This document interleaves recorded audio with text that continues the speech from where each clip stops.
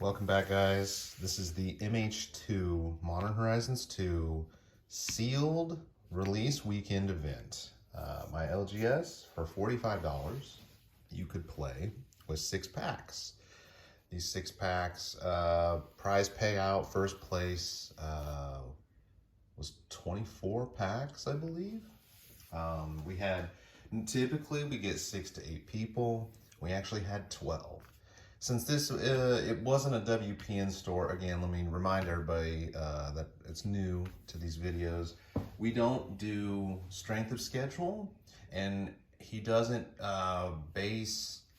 he bases it on how many wins you have, not like your total, like if you actually won the match. So for example, if you went 2-0 and someone went 2-1, because the other guy has a loss, the person with the least amount of losses holds the tiebreaker. So what I'm going to do is just kind of show you. I opened this is what came out of my 6 packs. Again, I had them all grouped. I don't do this in store, but I did this later. So right off the bat, I'm just going to kind of go over basically per category. Got my artifacts, artifact lands, got my reprints, and then my rares. And one of the reprints, Riptide Laboratory there, is one of my rares. So let's just start out with my rares. Okay, so I had Thought Monitor, Suspend. Actually, this is out of order. Suspend, Thought Monitor, Search the Premise, Sketch Art, Breya's Apprentice, Dothy Voidwalker, probably the most expensive card in the pack, and then Yavimaya, Cradle Growth, Old Border, which, again, this is a forest, if I'm just wanting to play forest. So looking at that, I really wanted to go artifacts. And at first, just looking at Search the Premise, Thought Monitor, and I was going to try to play Suspend, even though it's clunky and limited. I was wanting to do blue-white artifact. Now, I didn't really follow a lot of the commons and uncommons out of this set. I mainly just focused on the rares and mythics because that's what's going to pretty much 9 times out of 10 carry over into other formats. So I was actually going based off this. And, you know, when you get a token, sometimes on the back, it tells you all these different archetypes. And so when I was looking at blue-white, you know, it's an artifact type pairing. But then, you know, looking at my white cards, okay, you know, this makes artifacts. This is an artifact creature, which this is the first time I've ever played with modular, which, you know, when it dies, you transfer the counters to other artifact creatures. Lens Flare for removal, and again, affinity for artifacts. This would throw me off. You know, this being a white border, you know, back in the day, this would have been brown because they didn't make colored artifacts. It was all colorless mana. But with this being a white creature, you know, this kind of threw me off. This, okay, it still has the white, but the gray means artifact. I don't like this because this is too confusing. The only way you know it's an artifact creature is reading this very hard to read white text on white card. Thought about running Scour the Desert just to make a bunch of stuff in the air and then proliferate. Let's move it over to blue. We got a pirate that makes a treasure token. This guy, when he makes artifacts when you cast something 4 or greater. This guy makes clue tokens. That's a flyer. I was actually trying to do blue-white flying at first with, you know, splash in some artifacts. So we got a flyer that, you know, you can turn other creatures flying. Mental Journey, this is about 50-50. Card drawing is huge, especially in the late game. And this has to be late game, being a 6 mana with no ramp. But really the basic land cycling saved me probably 2, possibly 3 games to try to get my colors that I need. I had this in my deck originally, you know, with it being a 2/1 for 2. You can sack it for a card. But really, you know, it's also an artifact. Recalibrate, great. Bouncing tokens, bouncing cards with enchantments on them, like creatures. And then this makes a I mean, this makes tokens, but it wasn't the right one. So this is a good card, but not for this type of deck. So I didn't run that. And I thought about running the Steelfin Whale, but I actually took it out. And I'll tell you guys why here. Even though it is affinity for artifacts, it was really only a 3/4. So looking at my black, and again, I got that Dothy Voidwalker. You know, I like that guy. Had a lot of discard. I got the best black removal in the set. Exile target creature or planeswalker. You gain life with the number of counters on it. But the black was a discard, and I didn't have a lot of staying power. I mean, I did have 2-3 removal spells out of my black pile. But really, the highlight of this sealed is probably our red. And again, I got that Breya, the Breya's Apprentice that makes artifact tokens, and you can sack it to do stuff. Now, keep in mind, if I want to sack a clue, if I want to sack a treasure token, you actually just turn into mana. But if I wanted to sack a clue to investigate, that actually costs 2 mana. So having Breya just tap, sack would actually potentially save me some mana. But again, this one, you know, 5 mana for a 4/4, because it comes with that. You can either make it haste or make it a 5/5. Really, really good there. This was probably the one that I played the most, though. 4 mana for a 2/2 flyer that basically pumped in the air like a baby Shivan dragon, but it was also an artifact, so modular counters could go on it or take it off and put it on there. I thought about running this mainly to make my flyers, but if it was all my creatures, yeah, great. But with only one getting the boost, I didn't know if paying 4 mana was worth that. The basic land cycling would have come in handy, but and I never played Faithless Salvaging. I think I should have discarded more, and I'll tell you why. I'm not really a big discard person unless I'm running black to reanimate stuff. But Delirium, when you get 4 of certain types in the graveyard, 4 card types, that Delirium ability would trigger. This was actually my board sweeper here. 3 damage to each creature without flying for 5 mana. I did cast the fast part like twice out of the 3 rounds. Now, keep in mind, we had 12 people. It was going to go 4 rounds. However, we had, by the end of round 2, we had 2 pairs of 2 players, or 4 players had tied. So, great card. The only problem with this is that if the opponent doesn't have any other creatures, it has to do damage to something. And if you have other creatures on the board, watch out. It's going to take that out, which I actually end up screwing myself on that one time on accident. Kaleidoscorch, great removal. You can play it with double red to do 1 damage to something, but normally I played it with, you know, 2 colors to do 2 damage to something, and then you can flash back it out. But I was actually, I went red, white, blue. Artifacts, flying, didn't have a lot of big guys, and just trying to go efficient. I think this is the best common in the set. Now, I don't know. I haven't seen every common. I haven't played with every common. But this is so cheap to, okay, it's, you know, 2 mana, you get your creature +1/+0 trample. It's great, okay? But the equip cost, you can just keep putting this on guys, attack, you know, force them to block. You might get a few damage points through, but really, it can just go on to the next creature so easily. But then, for 3 mana, you can sack it. It basically turns it into a lightning bolt. 3 damage to anything. Great card. Mind Collapse, with being instant, 5 damage to any creature or player. That took out most of the stuff on the board. And then I got 2 Unholy Heats. I love this card. Early game, 2 damage to like a mana fixer, or 2 damage to something where it's like if they had modular creatures down, then I would hit them so they couldn't transfer those counters to something else. But really, Delirium, when there's 4 different types of cards in my graveyard, 6 damage, that took out everything. I mean, there was only 1 creature that I faced that was bigger than 6 toughness, and really that was my big time removal. Abundant Harvest is good. I did not play green. I wanted to go squirrels because I played a guy that played Glimmerbarn with tons of tokens. Again, Jeweled Eyed Cobra, 3/1 Death Touch. Great for a wall, essentially. And then when it dies, you get treasure, so you get mana. Making lots of food. When you play a green player, they're going to go the long game unless they get really lucky and create a bunch of efficient creatures. Now again, I was talking about the reprints earlier. Sealed Cleansing, I actually never played. I should have probably sideboarded it in. That's one thing I don't do good in Sealed, is actually sideboard. I never sideboard between games. I sideboard typically in between rounds. And I don't know why I do that. I think I just get so focused on what I should have done, what just happened, that I forget what I actually have. And part of it really is the time. I don't want to take a lot of time in the games, especially if I lose that first game.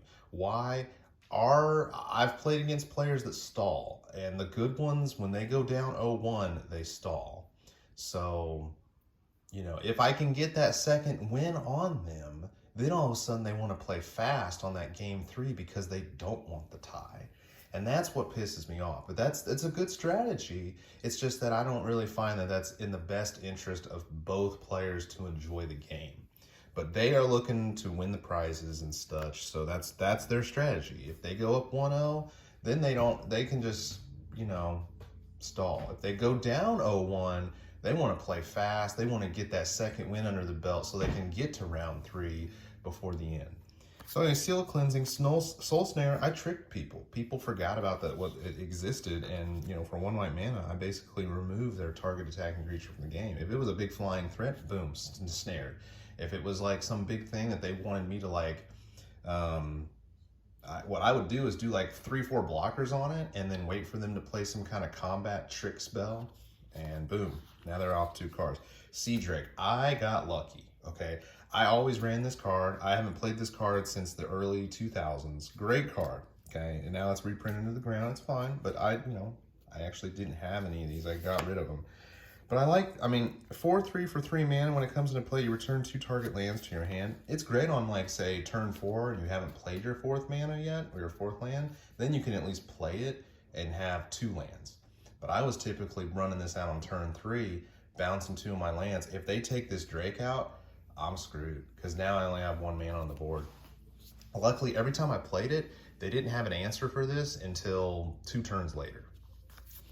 Gorilla Shaman, I never played. I could have played him, but I didn't run into a lot of artifacts that weren't creatures. And again, 1 for a 1/1, and I mean, like, I had that, you know, Sealed Cleansing, could have just knocked it out. Yavimaya Elder, again, great card for, you know, green. Riptide Laboratory, I had 1 wizard, and he needed to be on the board and not off the board to, like, for his abilities to trigger. So I didn't really want to run a land that was just going to give me colorless mana.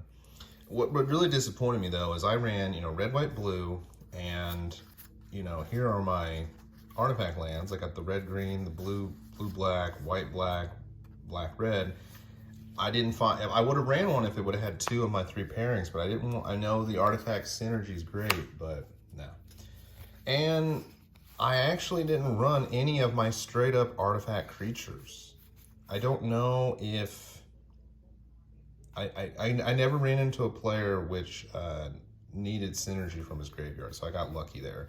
I think I should have played a Bottle Gnomes, 4 mana for a 3/3 trample. When it dies, I gain life equal to its power.